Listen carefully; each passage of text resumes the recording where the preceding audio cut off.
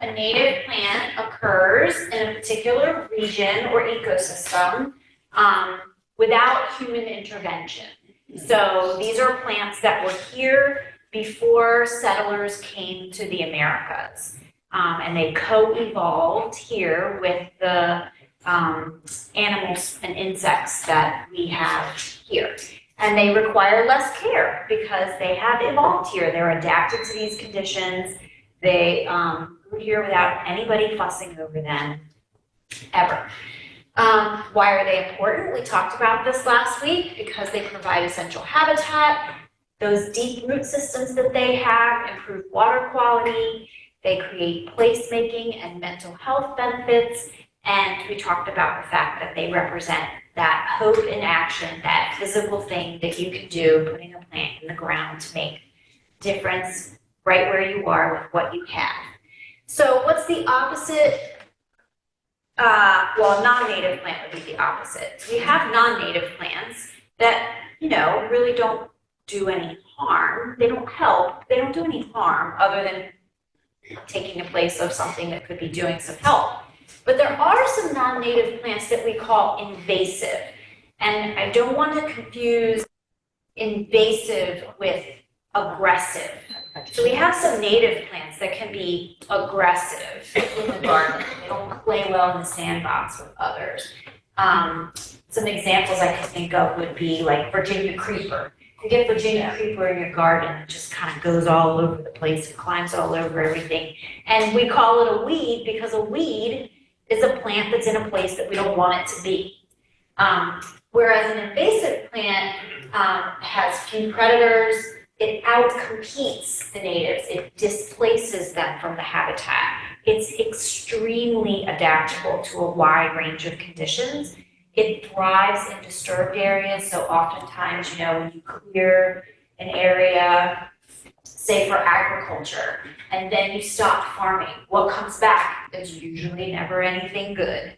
And it can reproduce very quickly, oftentimes through multiple methods. So it might have rhizomatous roots that go all over the place, but also be a prolific seeder. So it can quickly create situations like this, where it's displacing the things that we need in our habitats. So why do we want to remove them? Well, because they're crowding out the native plants, and they pose a risk to our trees, like we talked about last week, and also because our native birds and insects and other animals aren't evolved to eat them. Can I ask you about two of my least desirable ones, but the poison ivy and the Virginia creeper? Okay. Which are both native. That's listeners. Yes. Doesn't mean I like them. So poison ivy, is that actually valuable to the plants and birds and? It actually is. Oh, bless their birds. I know, right?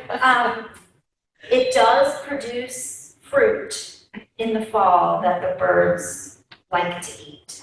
Wow.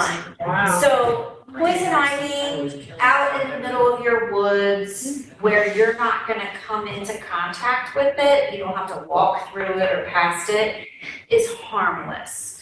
It goes up the tree, it doesn't take over the tree, it coexists with the tree. So it's not harming It is the not live harmful.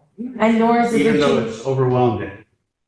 Well, typically they don't overwhelm like the crown of the tree. So they don't prevent it from photosynthesizing. Same with the Virginia creeper. Like Virginia creeper can coexist very nicely with our trees. I mean, it's what they've evolved to do. They live together in the ecosystem. And that's fine. It's a nuisance when it's in your garden where you want something other than Virginia creeper to grow on the ground. Because it kind of becomes like a ground cover, just smothers everything. But they are both native plants. So that's a great example of something that can be aggressive, but not invasive, because it's not replacing the ecology that should be there. It's part of it. If it would replace the ivy, I would like it more, but okay. I could tolerate it. So some things that we want to take into consideration when we are planning our landscape, how much light do we have? And that's a question that we want to ask over the course of the entire growing season. So I just moved into a new house in November, and I'm itching to rip out all the hibiscus and plant new plants, but I know that I need to be patient because where the light is right now is not where the light is going to be in July in the heat of the summer, because the sun tracks more northerly when we get to the solstice, and then starts to go back to the more southern part of the sky. So watching and seeing where the shade is persistent and where it's not over the course of the season is really important. Soil type, if you have really hard compacted clay soils, if you have really sandy soils, if you have nice loose loamy soils, those things play a role into what plants are going to be happy in your garden. Some things are called adaptable. They can probably grow in all of those things. You can obviously always improve your soil by adding compost or organic matter. Those leaves we talked about last week, that's organic matter. If you have lousy soil, you should be heaping leaves in your garden every year, because they're going to break down and they're going to filter down into the soil profile and become that organic matter that is able to absorb water. It creates pore space in the soil. So that's really beneficial. How much moisture is in your soil? Is it super dry? Is it often wet? Is it prone to flooding? Knowing those things is important for what kind of plants are you going to put there. Some plants can take wet feet. Some plants can take periodic inundation. These are things you will see like when you look up a plant, those are terms you'll see. So if you're planting a rain garden, something that can take periodic inundation is a good plant to put in the basin of your rain garden where you want water to pond up 6 or 8 inches. Height. So where you're putting that plant in the landscape, obviously how tall it's going to grow is really important. The thing that drives me absolutely bananas about landscapers is they put in what they consider to be great foundation shrubs in front of everyone's houses, and you're stuck pruning that thing every year because it wants to be 10 feet tall and it's in front of your windows, and you don't want it to be 10 feet tall. So it's work, and it doesn't look as beautiful as it should in its natural state. So I always like to say, put the right plant in the right place. If this plant is going to grow 8 feet tall, don't put it in front of your window. Put it somewhere, in front of the brick part of your house where it has a nice backdrop and it's not going to impede your view. Capacity for maintenance. So there's no such thing as a no maintenance garden, but you can create low maintenance gardens by planting things that are really good at suppressing weeds, don't need much in the way of water, don't need to be pruned. So thinking about what is my capacity for maintenance?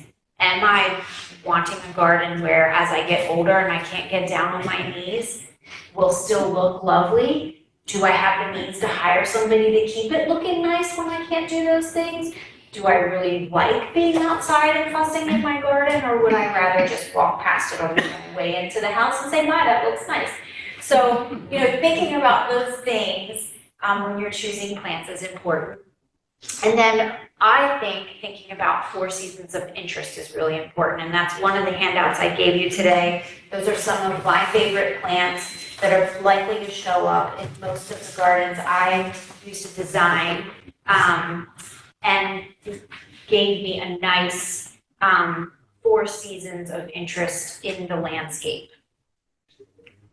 So what should you plant? So what I'm going to do is I'm going to go through all of these categories and talk about what are some really commonly planted invasives, things that we all, not necessarily things that escape into the woods like bittersweet, but what are some things that you're likely to find in your landscape, in your community, that are invasive and escape from your property into the woods? And what can we replace those things with that are native and are gonna provide some benefit in our landscape, and look lovely? So we'll go through those things, and then I have a couple other things we'll talk about. So first, ground covers. We've already talked about English ivy. We all know it and hate it. Vinca or periwinkle, super invasive. A lot harder to remove than ivy, unfortunately. Liriope, holy cow, that stuff is really hard to pick up. I'm trying to do it at the moment. It's also invasive. Euonymus, which is also called winter creeper, invasive. Or actually, that one's down here. Japanese Pachysandra, invasive. We have a native Pachysandra called Allegheny spurge.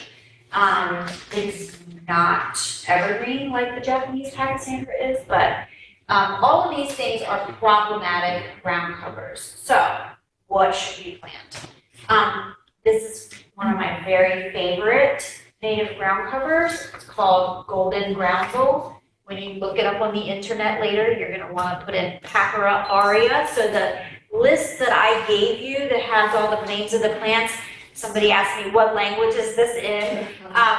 It's in Latin, and the reason why I always give plant names as their Latin name is because what one person calls something regionally, another person might call a completely different plant by that common name. And so when you look up a plant by its common name, it's easy to confuse it with something else. And so when we're talking about putting in things that are beneficial, it's important to get it right.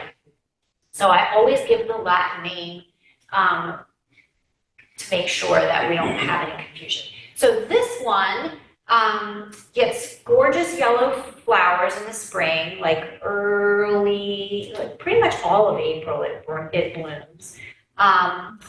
The basal foliage, the heart-shaped foliage is evergreen here. It can do well in sun to shade. It likes average, medium, moist sites. It is deer resistant. When I say a plant is deer resistant, it means that the deer do not prefer to eat this. A starving deer will eat near anything. So if anybody tells you something is deer proof, they're lying to you. Because there's nothing that's deer proof unless it's like toxic. So I've never seen rabbits eat it either. Oh, And it spreads really nicely. it does. It's a wonderful edging in your garden because you can't control it by cutting back the flowers before they go to seed. But when they go to seed, they're really kind of pretty too. Yeah. Because they get these little fluffy seed pods on tops. But I love that as a ground cover. It's lovely. I've never And tried stomping on it though. You like when you take a ground cover, the best is when you can walk, stand on it. yeah, I don't know that you I can don't know walk if it's across it. Yeah, I'm not sure if we take that, but it's really a lovely ground cover. Yes, it is. And there are like native plant Facebook groups, and in those Facebook groups, this is referred to as the Church of the Holy Papyra. So like everybody loves this plant. So Evergreen? Yes, it is. Evergreen? it's a perennial, yes. All of these are perennials. Wild ginger, really, really beautiful plant in a shady area. It does want some moisture. If you have dry shade, this is probably not going to do well there. It creates a very dense, you can see, ground cover. It is the larval host for the pipeline swallowtail. The one on the bottom. Oh, fun, it gets me here first. Okay. And it is, again, deer resistant. I really love this one, and I'm excited to plant it in my new garden. Is it evergreen? Ivy. No, it doesn't. No. It's It's not. not. But it comes back. I find it slower to multiply. Yes. The packer. Yeah, it creeps, yeah. It's kind of slow about it. Very slow. We're So, good for- for this one, we're talking about an entire kind of genus of plants. I didn't give a specific species, so we have many native carex. You can find a carex for almost any situation. They're commonly called sedges, and they're a wonderful substitute for larvae. These are 4 different species of carex, and you can get a carex for dry to moist sites. They make dense root systems and create great food source for birds and insects. Do they bloom? Yeah, but not in a like, Not like the Laurasian. no, they don't have like flowers as you would think of a flower. They don't have showy flowers. Is that And, like, bottom left this sort of is- in blue? Yeah, this is sort of what you're gonna see. So, something that says it's a cultivar of a native, is that just as good? Or? That is a wonderful question. So the answer is maybe. So there are there are cultivars that are naturally occurring. So somebody, grows, a whole bed of something, and there's this one plant that has Evolved. something special about it. So one thing I could think is that little blue stem, which is a warm season grass. Most people don't grow the straight species of little blue stem because there are several cultivars, one's called standing ovation, that don't tend to flop. They tend to stand up straighter, so they look neater in your garden. That adaptation of that plant isn't affecting its ability to provide those ecosystem services. So the food and the shelter and the place for insects to reproduce themselves, those things are not affected by the fact that it stands up straighter. One plant that you do want to be careful about using cultivars is echinacea. So there are so many beautiful varieties of echinacea, many cultivars. And the thing that they're fooling around with echinacea when they create a cultivar is the color of the flower. And sometimes the form of the flower. So there are some double flowering echinacea now. A lot of those are sterile, so they are not providing the seed. And then also the fact that they've changed the color of the flower can sometimes make it that it isn't appealing to the pollinators. So in that case, planting the cultivar is not as good as planting the straight species. And I will add a third reason for echinacea. I only plant the straight species of echinacea because echinacea is actually, it's a perennial, but it's a short-lived perennial. So you can plant it in one place, and it may live there nicely for 3 years, and then in year 4, it doesn't come back. If you're planting the straight species, and every year you leave your seed pods on there, and maybe you take 1 or 2 when they're fully mature and sprinkle them at the base of your plant, you're ensuring that next year you have echinacea. If the mother plant doesn't come back, its seedlings will. I have 2 things I would add to your question.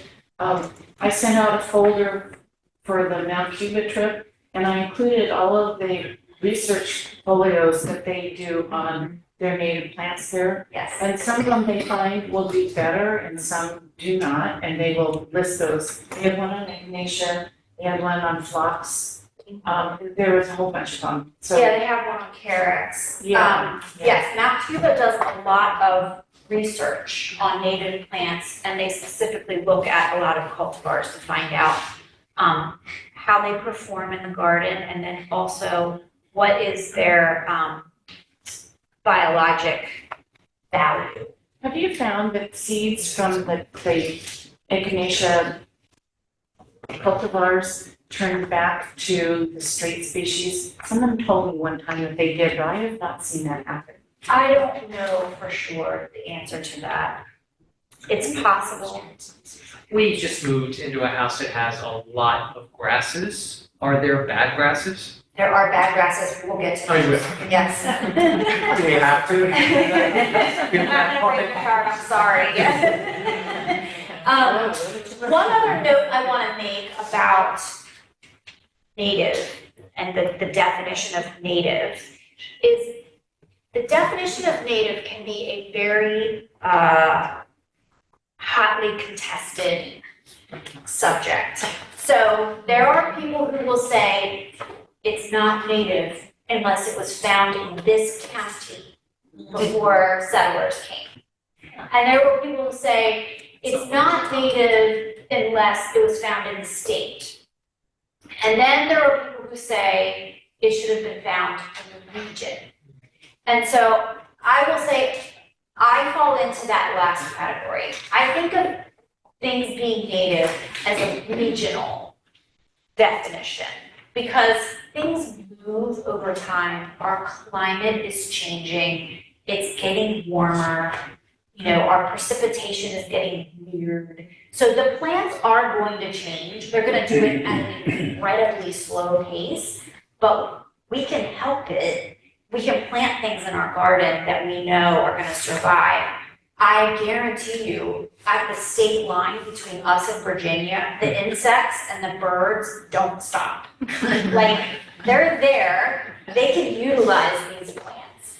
Just because it was native to Virginia or North Carolina doesn't necessarily mean it won't work here. I will say you want to think about the ecosystem that we live in. So we live on the coastal plain. And when you look at where plants grow, if they're native to Maryland, but they're growing up in Allegheny County in the mountains, In the Piedmonts. they're probably not gonna work here. And I'll get to a good example of that later in my presentation. You know, but some of you have been on a trip to Delaware Botanic Garden. It's the relatively new one that's down towards, heading towards the beach cities. And they're, I forget his title, but he's the one who was there when they were first planting it. And they had such a huge need for natives, they had to go outside the area. And I asked them about that because they clearly were, they were going south quite a bit, and not north, but primarily south to get the seedling, the small plants that they were putting in. And I asked her about that because, that's a different ecosystem and we're coastal plain, but that's not even Piedmont. I don't even know what that is down there. Well, the coastal plain stretches down Ways through down. Virginia, Yeah. North Carolina, South So that's Carolina, maybe also- it's Georgia. Yeah, so it's possible some might have come from coastal plain, but his comment back to me, he said he recognized the risk when they did that because they were getting thousands and thousands of plugs, not just a couple hundred, but thousands. And they've all thrived and done really well and worked well and played well together. So it was very interesting to see that. We keep going back usually about once a year to see what it's looking like. So it's kind of interesting to see that process. Yes. Okay, so moving along, spiderwort, Tradescantia, is a native flowering ground cover that would make an excellent replacement for Liriope or any of the other ground covers that were on the bad guys list. It's very adaptable both in light and soil type. It is tolerant of growing under black walnuts. That's something I'll point out for a few different plants. If you have black walnuts, you know why. They are alleliopathic, so they secrete a substance from their roots that inhibits other plants from growing. These are adapted to that and are able to grow in spite of that. That's just a competitive advantage that black walnuts create for themselves. They make great nectar for bees and butterflies, and they are of special value for native bumblebees. So we hear a lot about the honeybees. They're very beloved because they make honey and they have mysterious ways of living very complex social lives. But they are not native bees. And we have thousands of species of native bees here in the coastal plain that are dependent upon native plants and pollinate a lot of our food and also our gardens. Ostrich fern, so this one can take part shade or part sun rather, to full shade. Most ferns are gonna be shade lovers. If you have some moisture, it will take more sun. I used to have this in my garden in Annapolis, and it did really well until like midsummer, and then it would just get too sunny for it, and it would kind of brown out, but it would come back. It sends out like an 18-inch rhizome every year and puts up another plant. So it's pretty easy to keep it in its own space. You know, it'll send that sucker up in the spring, and you just go out with your spade and go, and it's gone, and that's it for the year. So it's a nice ground cover. It has a lovely texture. It is deer resistant. And look at all of the little critters that love to live underneath of ostrich fern. How about brackish water? Does it tolerate? I don't know the answer to that. Yeah. Does it require a lot of moisture? Consistent. It requires consistent moisture, more so with more sun. So I don't have it in like a super, I have a dense shade area that I've been thinking of. yeah, I would try it. A couple of ferns in. Sensitive fern, this is probably my favorite fern. This one really does need more moisture. It likes to be in moist places. I just think it looks so like dinosaurs should be walking around in it. It has such a cool texture. Cinnamon. It shelters salamanders and frogs and is deer resistant. And notice that it wants to have acidic soil. So that's another thing that we think about in our gardens. I didn't mention in that first list, but pH. There are certain plants that pH is really important to. Anything in the holly family likes acidic soil. Anything like you're in the laurel family likes acidic soils. So when you see that on the plant tag, then you know you need to kind of check your pH and you can adjust it. Think of people put holly tone down around their hollies because here on the coastal plain, I think our soils do tend to be more on the acidic side because it was a forest. We were in a forested ecosystem, and forests tend to be more acidic. You're in the Midwest where they have lots of grasslands. Those are more alkaline soils. So think about how you always need to lime your lawn. It's because of that, getting the pH right. This might be my very favorite ground cover, and I am on a mission this year to get a decent picture of it in the fall. I know this one is not. You'll get one out here in the front because you know what they do in the front? Where the handicap parking is? They cut the sumac down every year. And when I was talking to Michaela Bullish, she didn't believe me. And they do, they cut it so that it's about like this Why high. do they do that? But, well, you'll see when you go out there because it makes it grow really full and thick. Oh, they And cut it it's beautiful, and it will be beautiful in the fall. So my tip for making it really full is that when I plant it, I take the more tender young shoots on it and I bend them down to the soil and I stick a landscape staple on top to hold that shoot in contact with the soil. And then what happens is it puts roots down and it reproduces itself by layering. And so then you get like really dense ground cover. This will grow in really tough sites. It has absolutely stunning fall color. And a cute leaf. Yeah, it's really pretty. Birds love the berries. It's a great nectar source. It's great for erosion control.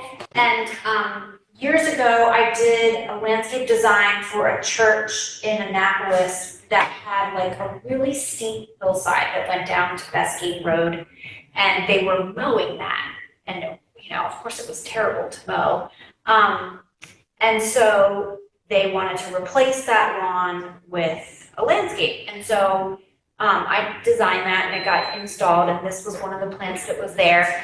And then like some years went by and it was an older congregation and nobody really was getting out there and maintaining this site. And so it got very weedy. And they called me back like maybe 4 or 5 years after it had been installed. I said, Jennifer, you know, we've got a crew now that is willing to maintain this, but we need to kind of get it back into shape. And there's a lot of areas that need to get replanted. Can you come and take a look? And so I went, and there were areas, like places where I had put in things like echinacea and little blue stem, like they had gotten kind of overrun with weeds. But where this plant was, there were no weeds. It was just like really occupying that steep hillside site and suppressing all the weeds. And so I was like, well, let's put more of that in. And then we did some other grasses and things in there that didn't take a lot of maintenance. How closely did you plant that bonsai? I usually plant these on 4-foot centers. Really? So the tag will say 6, I think, like it says 6 to 8. But I plant them a little closer, and then I do that landscape staple thing because I want to see them fill in quickly and become a true ground cover. So the definition of ground cover then, I always thought of ground cover as low growing plants. But obviously, like the spiderwort and this, they get 3 feet tall. No, this one, It can. this grow low gets about 2 feet tall. Oh, I see. It doesn't get, you see them get bigger? And it Okay. says on the website that it's 2 to 3 feet tall, spreading 6 to 8 feet wide. Yeah, that's when it gets leggy. It'll get leggy if that's where Or keep track doing of that that. staple thing is a really good idea because they like to get a little bit leggy. And so they'll go up and get leggy and that's where And then flop down. yeah, that's where I mismanaged. So ground using cover is- larger plants is- for ground cover is, Yeah, ground cover is something you're thinking about occupying the site, right? Like a large massing of one plant that's just occupying the site. That'd be beautiful. So, yeah, and this is an example of a plant that I always plant the cultivar. So this grow low, the only differentiation between this and the straight native species is that it just doesn't get as tall. The straight native species is gonna get like 8 feet tall. Would this outdo the yeah, that's ground. no, not the ivy, but the other one, But that's a cultivar. the Alexander. No, the one that's the Devil's Buckets, sorry, I can't think of the word. The one that's poisonous, poison ivy. poison ivy. Oh, I wonder. yeah, probably. Yeah, because poison ivy wants the sun too, right? Well, this. Yeah, it has to grow up. Yeah. We may have a discussion. Okay, so moving on from ground covers, let's talk about things that people plant commonly for fall color. Before you go to fall, Yeah, so ground cover, one of those was in your spring list here, the Pachyra aurea. yes. The other ones, when are they coming up? Spring, summer, Okay, fall, so all those ground. This one is going to have, it's gonna bloom, but the blooms aren't really like, they're not showy blooms. It's the leaves that you're, The leaves are the main attraction. So it's not like a very nice texture, it's got a very nice clean foliage texture in the summertime. And then in the fall, it's gonna turn this glorious I red think she's color. talking about this, Yes, and this has, it may be spring, but they're not all ground covers. no, I think she's asking when are these things, Oh, when do they have their show? Right. So ferns, you know, it's summer, spring, summer, fall, basically, when they're just green. Although I will say ostrich fern, like because of their stature, you do get that kind of, like their bones kind of standing up in the garden in the wintertime, which can be kind of interesting, like little architectural interest. The trade scantia, late spring, early summer bloomer, I believe. Mine's blooming right Oh, now. Now, Right, okay, yeah, so yeah. it's spring. It was there. Carex, it depends. Some of these are evergreen, some of them are not, otherwise they're just green. Ginger, just green in the summertime. And then the Papyrus, I would say this is like a 4 seasons of interest plant. So the ginger doesn't have white flower? The ginger has flowers that are actually like down under the leaves. You don't see them. Yeah. Okay, so these are 2 species that are typically like really commonly planted in our suburban and urban landscapes. So the first on the left is the burning bush, which, you know, for 2 glorious weeks in the wintertime, you get this great fall color, and the rest of the time it's just basically a nondescript green bush. And it has no wildlife value, and man, oh man, does that spread like crazy in the woods. And it gets moved by birds. Barberry is evergreen. It's usually either purple or green. Has those little thorns all over it. And this one also moves through the woods like crazy. It makes like these terrible thorny thickets. And also research is showing that barberry is, ticks like to nest in barberry. So there's another reason to not really want it. So what do we replace those with? One of my favorite shrubs is Phacogylla, also called witch alder. It's, the leaves have just the classic alder leaf. They're really lovely in all 3 seasons that they're present. They just have like a nice, clean, bold texture in the spring and summer, and then they turn this gorgeous color in the fall.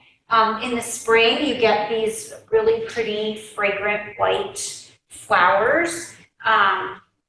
So this has excellent 3 seasons of interest. They're beautiful in the fall. Yeah, they really are. Yeah.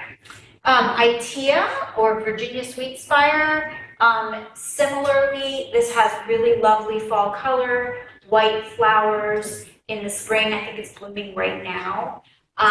It likes a little more moisture, but as long as it's not bone dry, I feel like it's pretty adaptable. Like I have it in my yard and it's kind of up on a hillside, and I don't think that's a particularly moist spot. It's a great nectar source. And then this is one that comes in a lot of cultivars, and the cultivars are basically different heights.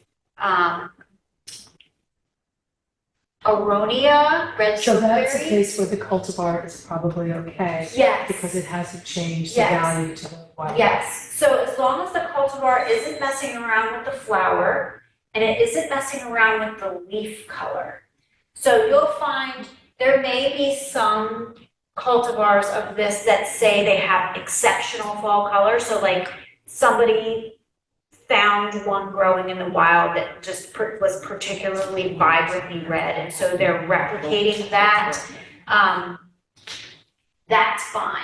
When you change the color of the leaf altogether, so Variegated. yes, variegation. A great example is people love to plant the forest pansy cultivar of our eastern redbud tree. So the forest pansy has like a purpley leaf color in the summer.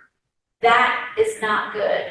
So the insects that rely on a redbud to like there's leaf cutter insects that will wrap themselves up in a redbud's leaf, and that's how they pupate. They don't like that. They don't like the purple leafed variety. So when you mess around with the leaf color or the flower, that's when you get into trouble. So this one, again, really beautiful fall color, likes some moisture. It has really fragrant white flowers in April. Great nectar source. and then it makes red fruit, which gets eaten by the berries later in winter. So it's called chokeberry. The fruit is very astringent. If you tried to eat the fruit, it is edible, but you would be like, make sure you now close up. The birds will eat this in later winter because when it goes through those freeze thaw cycles, it becomes more palatable after it's been. That's another one, choker is another one that has cultivars that are purple leaf. Oh, really? And I made a mistake of getting one of those at Atkins one time, and of course, nobody ever comes to that bush. Huh, that's interesting. I didn't know about the Right, so- purple leaf variety. Atkins sells a lot of cultivars. I find myself being very careful.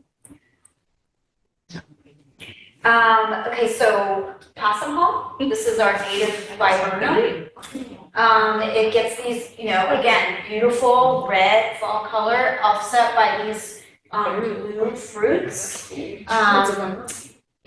is very adaptable in where it will grow. It also gets fragrant white flowers and has great nectar source for butterflies and bees. And then, of course, birds and small mammals will eat the fruits. And there are several cultivars of this. Again, you're going to get like a variation in height. But in that case, the red leaves are okay. Well, yes, so this is the fall color of the plant. The leaf is green in the summertime. Grasses, okay, here's where I'm gonna break your heart. So you probably have miscanthus, because here on the eastern shore, we love to plant miscanthus because it's beachy. Pampas grass is in a lot of landscapes, and then pennisetum, fountain grass, is in a lot of landscapes. There are many kinds of pennisetum. They're pretty much all bad, but of varying degrees. There is a variety of pennisetum that's become more popular over the last maybe 10 years that has like the seed heads on it are black. That is a terrible one. If you see that one show up, get those seeds and put them in a plastic bag and throw them in the trash. It just moves around like wildfire. So what do we replace these with? Well, we have lots of native season grasses that we replace these with. So, my very favorite is little blue stem. This is the one I was talking about earlier, where there are cultivars of this that are more upright. I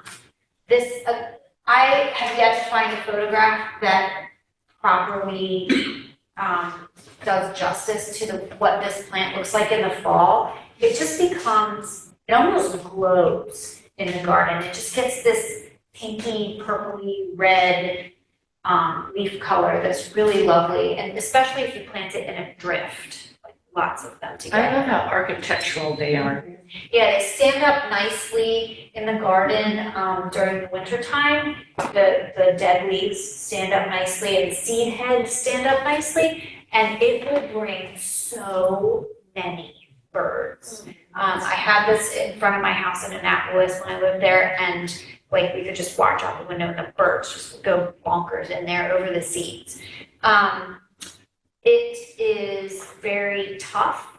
This is a plant that you do not want to put in nice, rich, organically, fluffed up soil. It wants to suffer. So if you've got like a really dry, hot, crappy site, put this in there. It'll be so happy. So it's, it likes dry to medium, it wants well drained. If you've got a place where water sits, this will not be happy. This is another one that will tolerate black walnut. Obviously though, it needs sun, so you can't plant it like in the deeper. Yeah, sometimes if you have other things growing around it that are more aggressive, they'll annihilate it because it won't get the sun. How big are they? Let's see, like this tall, like when they get their seed heads, yeah, they're probably like that tall. The actual grass itself is probably more like that So they're a great larval host. So skippers are a type of butterfly. They're a great larval host for 6 different species of skippers. They provide wonderful nesting materials for native bees. And of course, their seeds are very attractive to birds and they're just very beautiful. Yeah. Yes. Blue grama grass. This is a very diminutive little grass. It gets these really fun seed heads on it. I just think they're really distinctive. This is another one that wants kind of a drier site. Also a great larval host and will bring many birds to your garden. Indian grass. I feel like this one has a very architectural look in the garden. You could plant it in masses, but I think it also makes a nice, like, kind of exclamation point in the garden. Just a little, how it stands up with these really dense seed heads. It's very tough. This is another one that does not want to be planted in a very, like, rich, amended soil. It's a great host for butterflies and moths. And then there are several species where it's the larval host. So the pepper and salt skipper butterfly, which is a specialist, meaning that it must have this particular plant. And then several grasshoppers and leaf hoppers like this plant. Okay, so that's grasses. There are many more that I could have talked about. And I think I have a couple listed on my 4 seasons of interest sheet that I didn't go over. You skipped one. I did. So you I see, did. back on the grasses, Yes, you see the pink blue grasses a lot? yes. Are those? Those are native, That's yes. what I thought. So there's like so many. Okay. Yeah, there's those, there's big blue stems, there's, what's the, I'm trying to think, the, Lily grass? It doesn't get quite that pink. oh, panicum, yeah. Panicum, which is, has many cultivars, that's one of my favorites. Yeah, that looks interesting. So there's lots of native grasses. So winter interest. These are the guys we don't want to see in our gardens. And Nandina is another one that's just like really ubiquitous. It's everywhere. It's very invasive. And they're starting to document the toxicity of the berries on this plant for birds, specifically cedar waxwings. It can kill birds when they eat it. So that's one you definitely don't want to plant in your garden. Oriental bittersweet is one that I include here, not because we tend to plant this in our landscape. I don't really see this growing in many people's yards on purpose. It is everywhere in our woods, and that is because it's often used in Christmas decorations. So when you buy a wreath and it has those orange berries on it, a lot of times it is Oriental bittersweet. And when my husband and I would be out doing invasives work and we would be like hacking away at all of the bittersweet, and we would come to like what we would tell was like the mother vine, right? Like it was the biggest one, it had been there the longest. And what was right next to it? Somebody's yard waste pile. And so, you know, they took their wreath down off the door at the end of the Christmas season and they put it out there because it would compost because it's natural. And all those little berries, Multiplied. yes, they did. They took root there and created a nightmare. So I like to include this one just kind of as a public service announcement. If you have a Christmas decoration that includes this, please put it in the trash when you're done with it. That's the bag. So what do we put instead of our Nandina in the garden for winter interest? I don't know of a landscape that I've designed that doesn't have this plant in it. I really, really love winterberry holly. So this is a native holly. It is a deciduous holly. So it's not the holly that we think of with that classic holly leaf and the little thorns on it. It does not have any thorns. It drops its leaves in the fall and then it is covered in these red berries. And similar to the chokeberry, it will hang on to them through the winter time. Typically in March, like one day, you'll come home and there'll be no berries. And robins will have come and just like stripped it bare, because it needs that freeze thaw cycle before it becomes palatable to them. And so this is a great late winter source of food when things are getting low. They've already eaten up all the seeds from the grasses that you planted in your garden. And color in our gardens. Yes, so this is a lovely winter color and interest. It likes, it's not gonna wanna be where it's super bone dry, but it doesn't really need to have like a ton of moisture. It is a great host for the Henry's elfin butterfly, and this is one that's what we call dioecious. So it needs male and female plants in order to make berries. So with winter berries, you're typically going to find cultivars in the nursery of winter berries. There are many different named varieties, and there's going to be a female variety and a male variety. So one that I always like to plant was winter red. I really love winter red. That's one of my favorites. And winter red needs a specific male, and that male is Southern Gentleman. So, and the nursery will know which one goes with which, because you want to have, it has to do with bloom time. So you want your male to be blooming at the same time that your female is blooming, or your female won't get pollinated and you won't get any berries. And the berries are kind of the point. So, this is another native holly. This is an evergreen holly, also no thorns. So you can see it has a leaf that's very similar to a boxwood. So if you have boxwoods and they have boxwood blight and you're going to be needing to replace them, this is a great substitute. This is another one that you're usually going to find cultivars of. I would stay away from shamrock because it tends to lose its lower, the lower portion of it tends to be more bare, and people tend not to like that in their landscape unless they have something growing up underneath of it to cover up that. I like Densa, that's a nice one. One thing, Densa, D-E-N-S-A. One thing about planting the cultivars is you won't necessarily get any berries, because you need that male. And, and all of the Densas are gonna be females. If you get plants from a restoration nursery, then those are not gonna be cultivars. You still really don't have a way to know, unless you buy them when they're in bloom, you're not really gonna have a way to know if you've got males or females. But these are particularly nice if you want to have evergreen. Yes, And it's hard to find evergreen. it is. It's very hard to find an evergreen native shrub or a great foundation plant in front of your house. So this is a great option. It depends on the cultivar, but typically they're not gonna get more than 40 feet tall. This is another reason why they're great to put as a foundation plant, because you don't have to go out there and trim them. So if they don't get berries, then what is the value to the birds?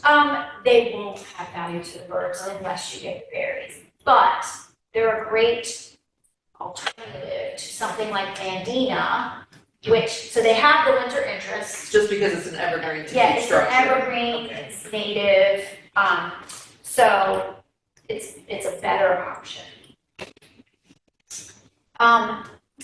This one is a cultivar of our eastern red cedar. So we think of an eastern red cedar as a tree.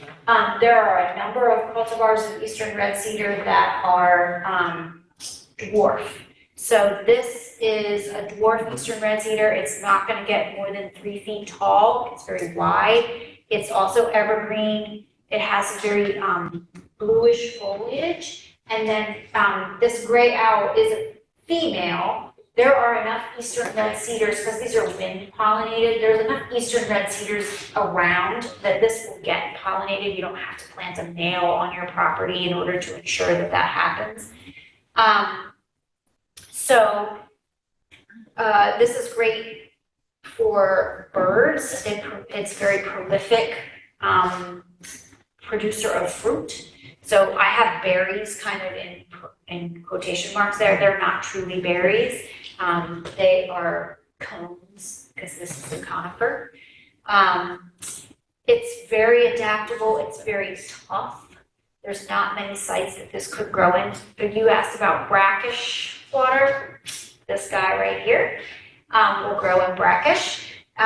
It's evergreen, and I've had trouble finding Grail. I have bought them from Unity Landscape Okay. in Churchill. Oh, good, that's good. And I think if you go to your nursery and you say, I want this, they'll get it for you. I think Unity has some right now. Do they? Yeah, because I was looking on the website for this plant just the other day. Really? So what is the root on this? I think, and I maybe have the wrong plant, but we had some around the house, and they basically tore up the foundation. It After should being be there for years and years. this one, No, it's something very similar. or use or something. Okay. No, this is a Texas. Yeah.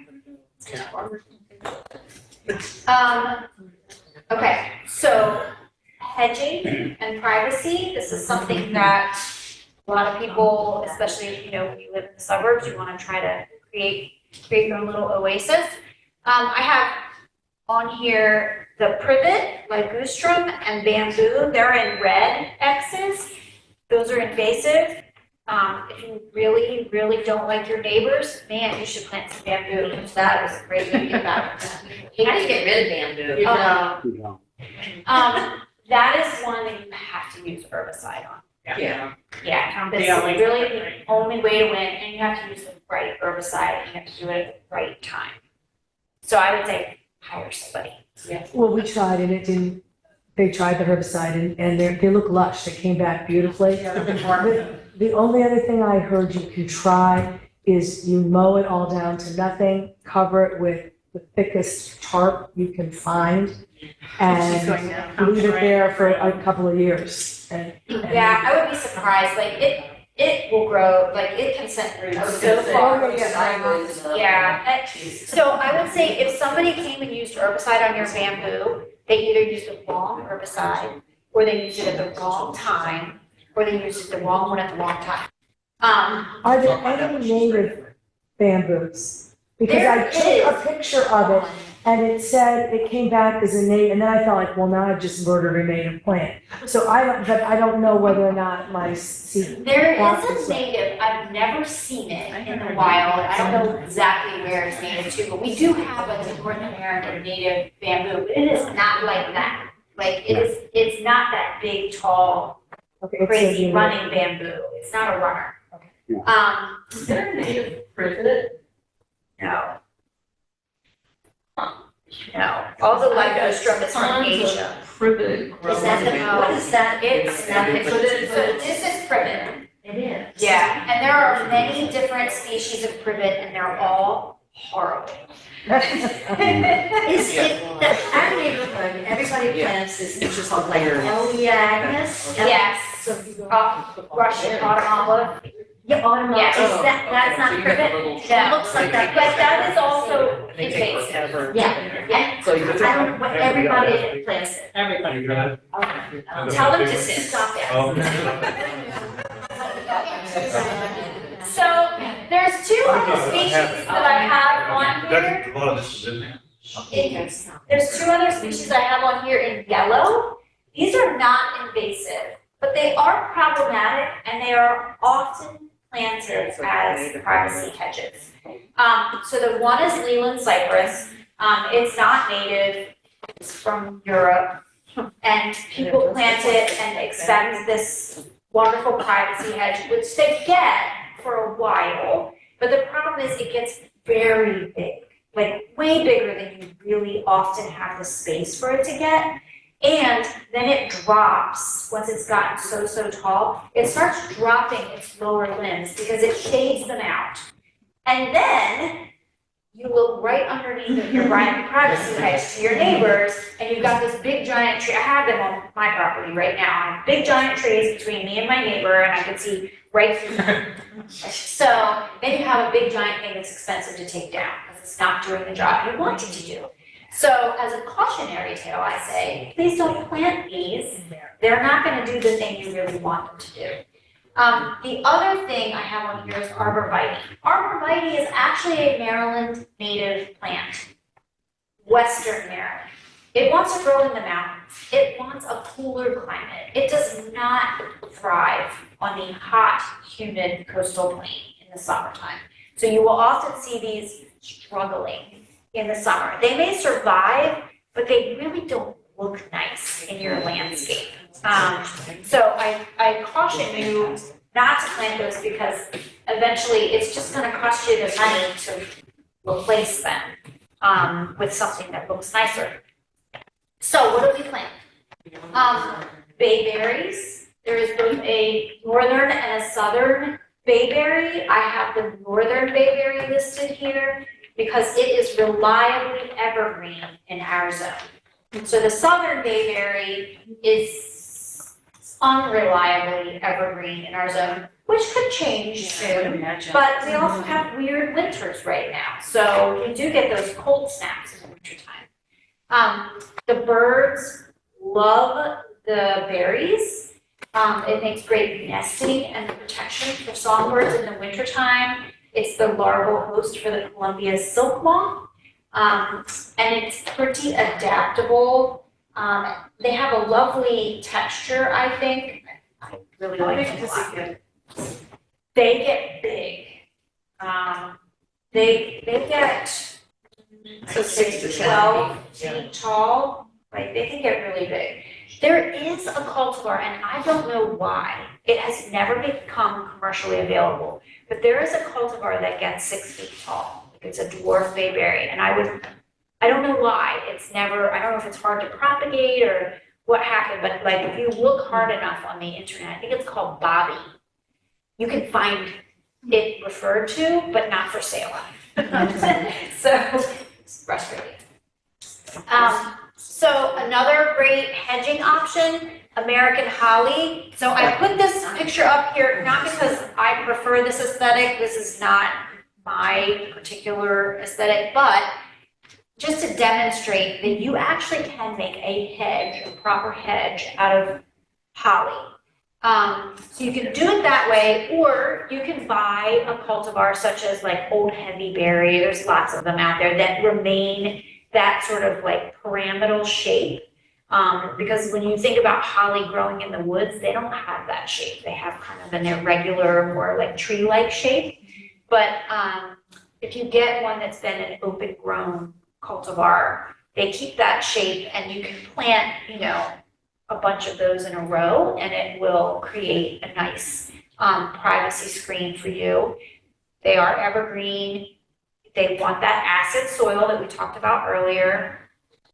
The songbirds and game birds, so if you're a turkey hunter, love the fruit, and then they are a great larval host for the Henry's elfin butterfly and nectar source for our native butterflies. This is another cultivar of our eastern red cedar, so similar to the gray owl. But this one, again, keeps that pyramidal shape like we see here. It's not gonna drop, it's not gonna become a big tree and drop its lower limbs like our eastern red cedar does. This one's gonna stay like this. It's gonna stay branched down to the ground and create that nice privacy screen.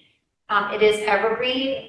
Like the gray owl, this one will get the blue berry-like cones that the birds love. It's great winter cover, and of course, it's also a larval host for a variety of butterflies and moths. Does it spread fairly regularly? Because I have them coming up in my yard. Yes. So yes, red cedars are, if you stop mowing a field around here, you will get red cedars. Yeah, they are pioneer species. Mm. Yeah. I don't know, I assume that the fruit on this is, I don't know that you would get another one of these. I think it would probably, you would get a tree. I don't know that they come true from fruit. But I don't know I don't know what it would do. Okay, so other bad guys that don't neatly fit in one of these other categories that we just talked about. Autumn olive, that's a bad one. Butterfly bush. So people love to plant butterfly bush because it brings all the butterflies to their yard. But what I like to say is that's like feeding them junk food. It's really not what they need. They need our native plants to get those, we talked about those special amino acids and compounds that their bodies are adapted and need in order to thrive. It also spreads like crazy. And I had this in my yard when I lived in Pennsylvania. It was there when I bought the house. And it was like, we had a fish pond. And this was growing next to the waterfall. And then there was like a lot of rock. And oh my God, the seedlings that came up in that rock all the time. Like I was always pulling them up all the time. And then halfway through the summer, I would walk out and the butterfly bush would be like this. Because it breaks under its own weight, like it grows really fast and then it breaks. So it's like an annoying plant to have in the garden, I think. Wisteria, so like we all think about this like romantic image of how wisteria looks when we get the Chinese or the Japanese wisteria. So I think that's the Chinese and that's the Japanese. Unless you are very skilled at pruning, your wisteria is not going to look like that. And then when it's done blooming, it tries to take over the world. So it's just really a monstrous plant. It sends roots that go out everywhere and then they pop up and make more plants. It's very, But very the bees difficult. do like it. There's always a lot of bees and butterflies around. I'm sure they do, yeah, but man, oh You man. like junk food too, don't you? It's just, it is so difficult to get rid of this plant. So this is another one that is similar to bamboo. You cannot get rid of it unless you use herbicide because its adaptation is if you cut it, it stimulates the roots to go out and send up more plants. So we used to get, when my husband and I had the eco goats, we would get people who called us and be like, can you come bring the goats? We have wisteria. And we're like, no, you do not want our goats to eat your wisteria because you will just get more. Yeah. So if you're trying to eradicate it, would you cut down low and then do like what you have to do with the tree of heaven and cutting on the edges Paint and it with the rust herbicide. to be able, for the herbicide to get all the way down? Yeah, so if you cut it down low and then you put the herbicide on the cut stump, and you want to particularly make sure that the herbicide gets sort of the edge of that cutting, because that's the cambium layer. That's where it's translocating up and down into the roots. The middle of that, the heartwood, is actually not alive. So you just want to make sure that herbicide gets on the edge, and you want to make sure you use the proper stuff. So if you go get like a brush and stump killer that has the little brush that's attached to the cap, it usually has something called triclopyr in it. That will be formulated correctly to kill the roots. Not glyphosate? No. So real quick, just, Lynn had said about the tree of life, Tree of heaven? tree of heaven. Is that an invasive? Yes. Oh, But it's yes. is it native? No. It's not native. No, because remember, native, we call it aggressive. But it's not native, and it's replacing native ecosystems. It's not repeating And then it's replacing a host for them, a it's really invasive. nasty moth. Which. Black lantern. Yeah, the spider lantern fly. I think they discovered that it came on board in China.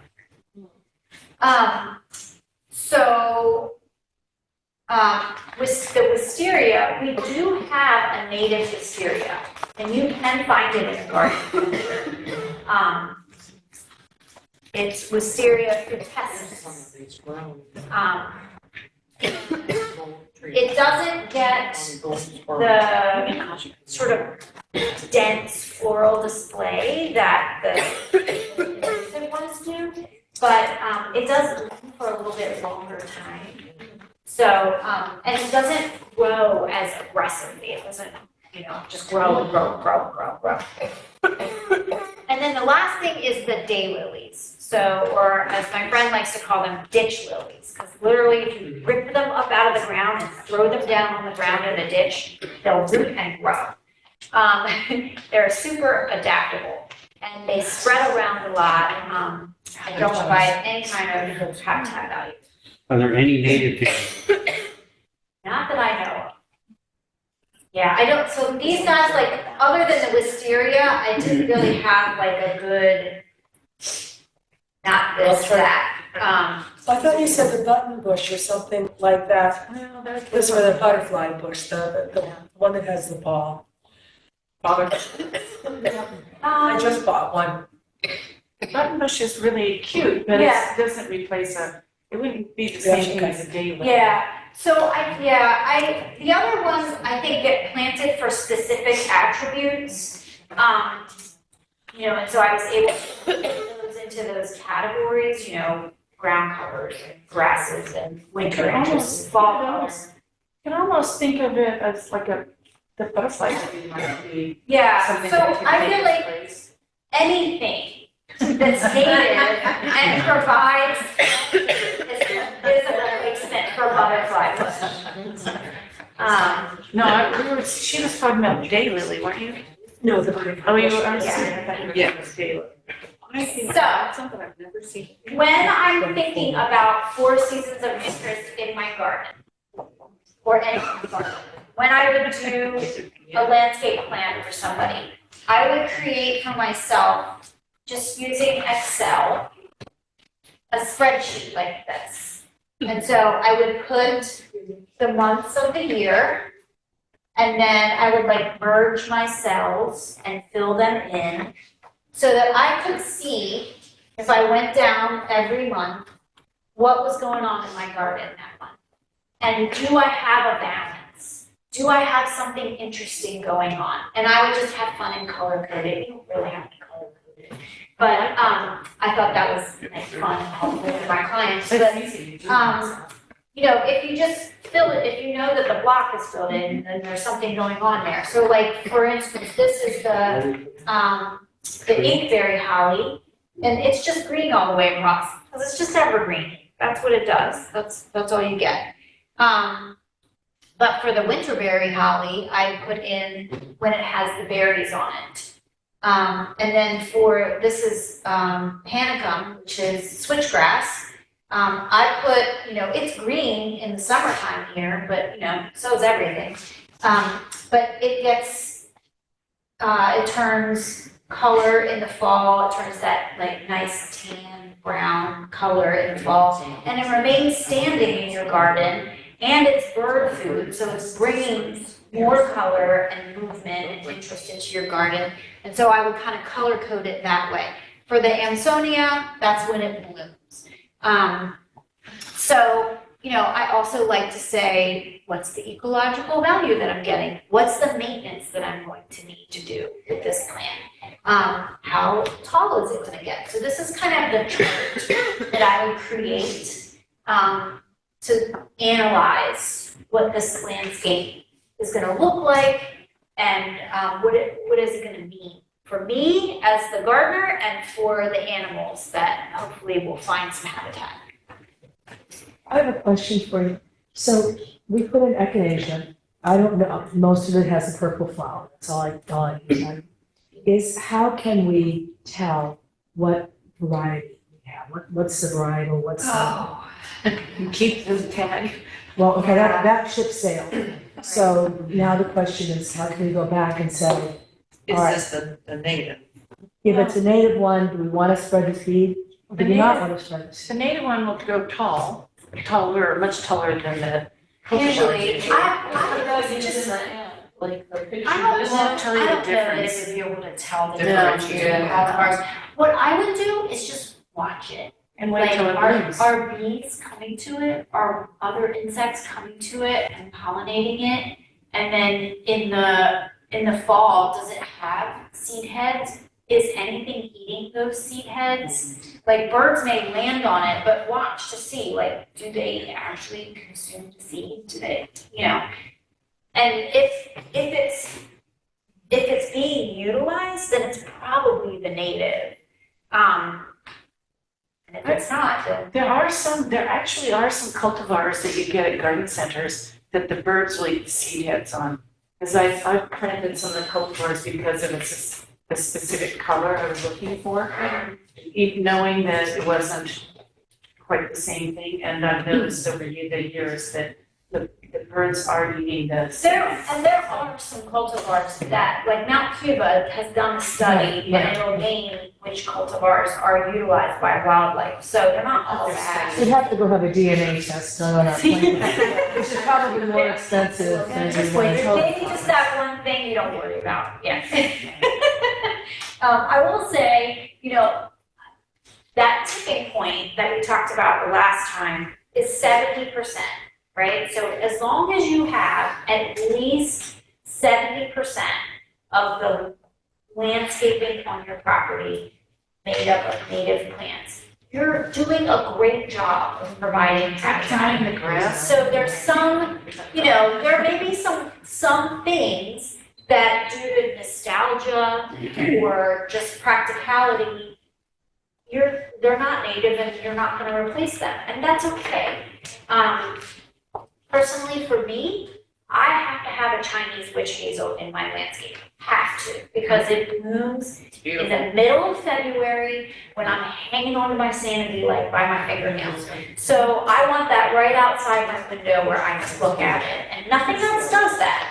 It's not invasive, it's not providing any harm to the environment, and all my other plants are native, so I think that's okay. I give myself permission. Does that rule apply to grass lawns? Do they get included in the percent? You know, I think probably, yeah.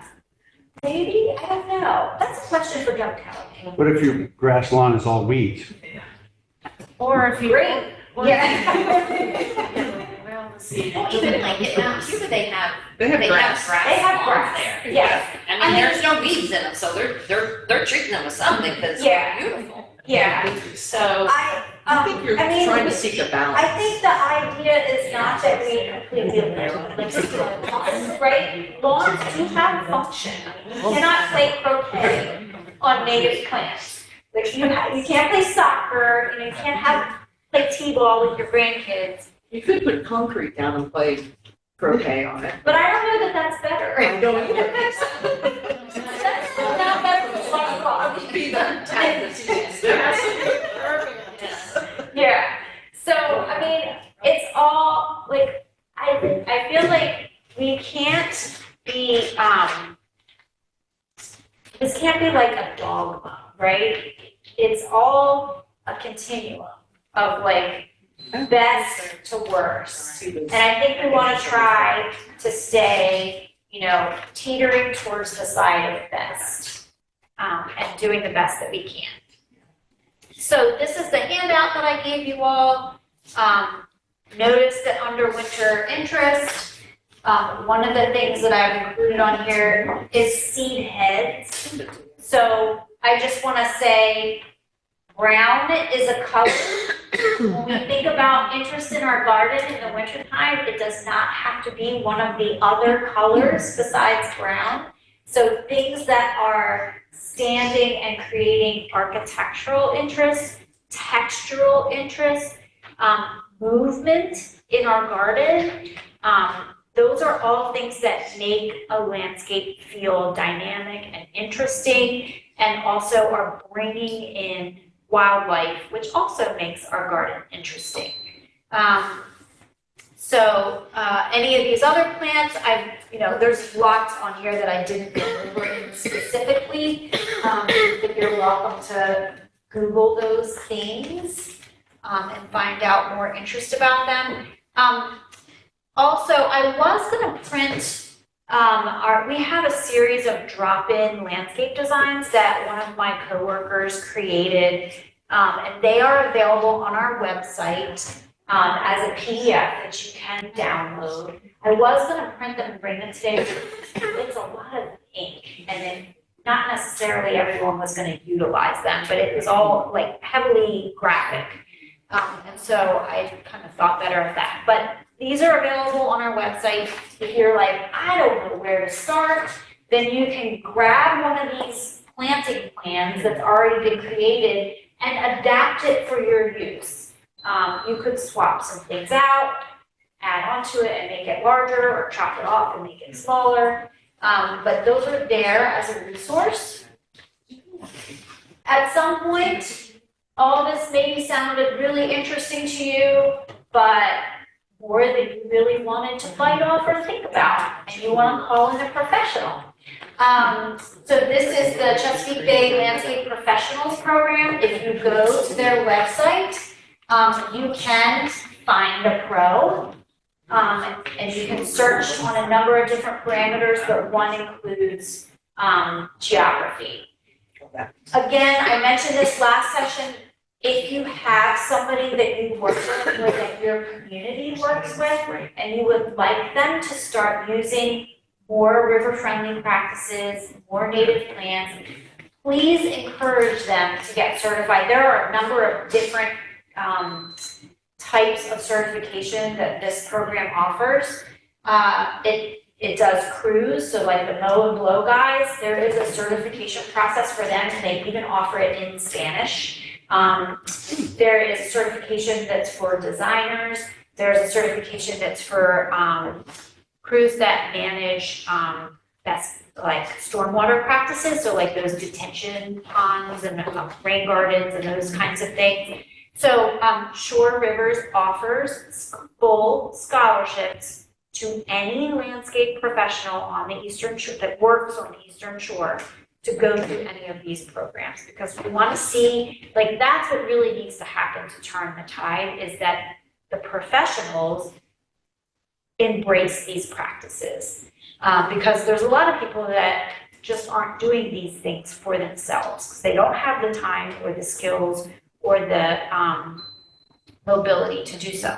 Well, and a lot of times for those of us, you know, like me, it's a lot of trial and error, and, you know, that's a lot of money Yes, to do Yes. that. So having somebody who's an expert be able to Right. advise you. say, yes, that's a very pretty plant, but it's not gonna work right there. Yeah, I mean, sometimes they do, but Yeah. oftentimes they don't. Usually. So I mentioned at the beginning of the class that I have some of these books and a few others that aren't on here back on the table. You're welcome to look through those before you leave, and see if any of them are of interest to you. The Living Landscape, that book is one of my favorites, and I will confess that the part of it that I use the most is this section in the back, where, this is a Doug Talamay book. He has listed out all of our native species, and he does it by region. So this is the Mid-Atlantic. And he says what wildlife benefits each of these plants provides. And then he says, specifically, he'll say, supports 300 species of caterpillars. So that's been studied. You know, they've gone around and plucked bugs off of plants repeatedly and identified them. So you know, like sort of on a spectrum, you know, this one supports 411 and this one supports 235, and maybe there's one that does 26. So you can say like, oh, well, I'm choosing between these two things. You can look them up and say, well, which one has more wildlife value? And I think that's a really interesting resource. So, and then these are some websites that I am also recommending. So this is the Maryland Native Plant Society's website. That's a great place to go and find out where to buy plants. There's lots of plant sales that happen throughout the season, and they will usually be listed there. They have a wealth of different resources having to do with native plants on their website. North Creek Nurseries, it's they only sell to the trade. They don't sell to individual homeowners.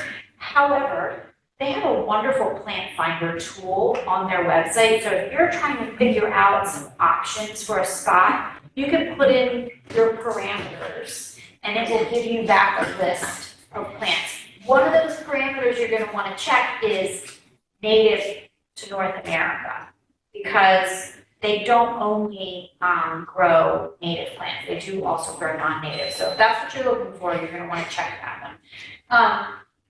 When you Google one of the plants that's on that sheet to learn more about it, some resources that I think are really reliable in giving you good information about that plant, because you're gonna come up with, Dave's Garden or, all of the blogs and whatever. Missouri Botanical Garden has excellent plant fact sheets. This is North Carolina State University Extension Service. They also have, so when these come up in your Google search results, click on those because they're really reliable sources. Wildflower.org, that's the Lady Bird Johnson Botanical Garden, also a really good resource. And then, of course, we've talked about Mount Cuba Center in Delaware. They have a lot of really great research that's posted on their website. And Adkins Arboretum, which is our local resource, is a great source of information. Both of these places are an excellent place to go and look at native plants. So Mount Cuba Center is going to have those really manicured gardens that are up by the house to give you some ideas of what you could do in a more HOA. HOA kind of style garden. But they also have lovely woodland gardens, which I highly recommend going to in the spring. Like the end of April is the prime time because that entire property has a deer exposure and they have a forest as it must have been before we had 1 million deer. They've got trilliums and native orchids and May apples and like all the lovely ground covery forest plants growing in there, and they have a huge staff that weeds, so it's immaculate and beautiful. And they also have a beautiful meadow that's nice to see in the summer and autumn. Adkins Arboretum is also a great place to go if you're curious about what a meadow looks like. They also have a beautiful meadow there. And what else do I have for you? That's everything I have for you. So this is the same slide I put up last week about all the things that we can do to take action for our rivers, their water health. You can scan this QR code and it will just ask you for your name and your email address, and that will go to my coworker Megan, and she'll then send you a link to a site that's not published on our website, like you can't navigate to it, but it will give you a place where you can sign up to volunteer. You can take a pledge to have a river-friendly yard. You can take a pledge to mow your grass to 4 inches or higher, or stop fertilizing. You can make a donation. There's all kinds of different things you can do on that page that I could send you a QR code for that, but then you have to sit there and try to fill all that stuff out on your phone, and nobody wants to do that. What happened to